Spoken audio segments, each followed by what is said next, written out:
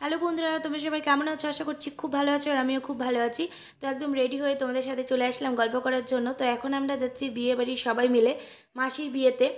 তো খুব সকালেই যাওয়া উচিত ছিল, আমাদের ব্যবসার কারণে আমরা সকালে আসতে পারিনি, একদম বিকেলে রেডি হয়ে চলে এসেছি।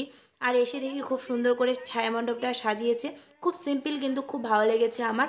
আর নিচের এই আলপনাটা দিয়েছে আবির দিয়ে, দূর থেকে মনে হচ্ছে গাঁদা ফুল দিয়ে করেছে, কিন্তু না, এগুলো আবির দিয়ে করেছে। আর এখানে দেখো আমার ভাগ্নিরা চলে এসেছে, মানে ননদরা সকালেই চলে এসেছে। আর এখানে ছোট্ট ভাগ্নি দুষ্টুমি করছে, দেখো আবিরগুলো কি করেছে, ওই নষ্ট করে দিয়েছে। তো ছোট্ট মানুষ, কিচ্ছু করার নেই। আর এখানে প্রচণ্ড গরম দিয়েছে, তাই ফুলগুলো অনেকটাই নষ্ট হয়ে গেছে। আর এটা হচ্ছে বোনদের বিয়ের প্যান্ডেল, বোনের বিয়ের প্যান্ডেল। তো খুব সুন্দর করে সাজিয়েছে সামনের দিকটা। আর দুই সাইডে এরকম ডেকোরেশন করেছে যদি কেউ ছবি তুলতে যায় তার জন্য। আর এই তোমার প্যান্ডেলের উপরে এরকম ফুল লাগিয়েছে। লাইটটা থাকলে আরও ভালোভাবে দেখাতে পারতাম, কিন্তু এখনও লাইট দেওয়া হয়নি। ভাইকে বললাম যে লাইটের ব্যবস্থা করতে, কিন্তু ও বললো যে একটু দেরি হবে। তো আমি ভাবলাম যে এখন ফাঁকা আছে, তাই তোমাদের সাথে শেয়ার করি। যখন লোকজন চলে আসবে তখন আমি আর ভিডিও শেয়ার করতে পারবো না, তাই এখনই শেয়ার করছি। আর এই জায়গাটায় হচ্ছে বোন বসবে, এই জায়গাটাও খুব সুন্দর করে সাজিয়েছে। আর মাসিদের বাড়ির এখানে মানে বাঁশঝোড় খুব পরিমাণে, তাই দুই সাইডে এইভাবে গলি করে দিয়েছে যেন বাঁশঝোড়গুলো না দেখা যায়। তো বউ বসার আগেই সিংহাসনে আমি বসে গেলাম। আর এই যে বোনকে এই শোকেসটা আর এই খাটটা দেওয়া হয়েছে, সেটাই তোমাদের সাথে শেয়ার করছিলাম। আর এই শাড়িটা তো মাসি দিয়েছে, তোমাদের সাথে আমি ব্লগে শেয়ার করেছি, তো সেই শাড়িটা আমি পরেছি। তো শাড়িটা আমি ভালোভাবে পরতে পেয়েছিলাম না বাড়ি থেকে, তো এখানে এসে সব মাসিরা মিলে আমাকে প্লেটটা করে দিয়েছে। কেননা শাড়ির আঁচলটা খুব বাজে, কেমন যেন ঝাঁটার মতো ফুলে থাকছে, তোমরা পরে দেখতে পারবে আমার আঁচলটা কেমন ফুলের মতো থাকছে। আর এই ননদটা আর আমার এখানেই বিয়ে, মানে মাসিদের এখানেই বিয়ে হয়েছে কয়েকটা বাড়ির পরে। তো মাসি আর ননদের বাড়ি পাশাপাশি বলতে গেলেই চলে। মাসির বাড়িতে আসলেই বোনদের বাড়িতে যেতে হয়, বোনদের বাড়িতে এসলেও মাসির বাড়িতে যেতে হয়।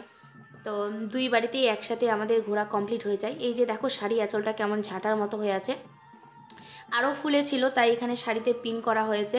তো আমরা এসে দেখি জল সাজাতে গিয়েছিল, তাই আমরাও জল সাজানোর এখানে এসেছিলাম। তো ভাবছিলাম যে সবাই নাচ করলে আমরাও নাচ করব, কিন্তু দেখি না সেরকম লোকজন নেই আর কেউ নাচ করছে না। তো ধীর স্থির সবাই হেঁটে হেঁটে যাচ্ছে। তারপরে এখানে দেখো বোনের সাজগোজ প্রায় শেষের দিকেই। এখানে মেকআপটা ডান, তারপরে কলকাটা আছে, লিপস্টিক পরলে হয়ে যাবে। তারপরে এখানে বোনের রেডি হওয়া কমপ্লিট। তো লাইটটা কমের জন্য এখানে অতটাও ভালো লাগছিল না, কেননা লাইট যত ভালো থাকবে সবাইকে দেখতে ততটাই ভালো লাগবে। তো এখানে মাসির মেয়ে, মামার মেয়ে সবাইকে দেখিয়ে দিচ্ছি। আর এখানে মাসির মেয়ে, তারপরে আরও কয়েকজন মিলে বোনের সাথে ছবি তুলছিল। আর এটা হচ্ছে বড় ভাগ্নি। বিয়েবাড়িতে লোকজন আসা শুরু করে দিয়েছে, তো একে একে আশীর্বাদ করছে আর গিফট দিচ্ছে আর চলে যাচ্ছে। তো দেখো বোনের মাথাটা একদম ভরে দিয়েছে, খুব সুন্দর করে পিসির চুলটা বেঁধে দিয়েছিল কার্লি করে। আর কার্লি করা আছে তাই একদম মাথাটাতে ফুল দিলে কিনা ফুলগুলো আর উঠতে চাইছে না। তো সবাই সেটা আর বুঝতে চাইছে না যে মেকআপ আর্টিস্ট কত ভালোভাবে যত্ন সহকারে সাজিয়ে দেয়, কিন্তু কোনো কোনো মানুষের জন্য সাজগোজ নষ্ট হয়ে যায়। এমনও হয়েছে বন্ধুরা, পিসি সাজাতে গিয়েছে যখন বোনকে, তখন একজন পাশ থেকে বলেছে যে এত সাজগোজ কিন্তু ভালো না, মানে ফণি মনসার পাতার মতো লাগবে। তো এই কথাটা যারা বুঝতে পেরেছো তাদেরকে অনেকে খারাপ লাগবে, এই কথাটা খুব বাজে কথা একটা, নাকি বোনকে পাতা পড়ার মতো লাগবে। তো কোনো যদি ওটা অন্য মেকআপ আর্টিস্ট হতো তাহলে কথাটা অনেক খারাপ লাগতো। পিসি একজন গ্রামের বউ, তো জানে গ্রামের লোকেরা কীরকম কথা বলতে পারে, তাই পিসি অতটা কথাটাকে গুরুত্ব দেয়নি। তো এখানে সবাই মিলে একটু ভিডিও করছিলাম, ভিডিও করার পরে বরযাত্রী এসেছিলো, সেই সব ভিডিওগুলো নিতে পারিনি, কারণ আমরা বাড়ি চলে গিয়েছিলাম ব্যবসার জন্য, আবার সকালে এসেছিলাম। তো সবাই মিলে কিছু ছবি তুলেছিলাম, সেটাই তোমাদের সাথে শেয়ার করলাম। যদি ভিডিওটা ভালো লাগে অবশ্যই লাইক কমেন্ট শেয়ার। তো চলো আবার নতুন ভিডিওর সাথে দেখা হচ্ছে, ততক্ষণ ভালো থেকো, সুস্থ থেকো।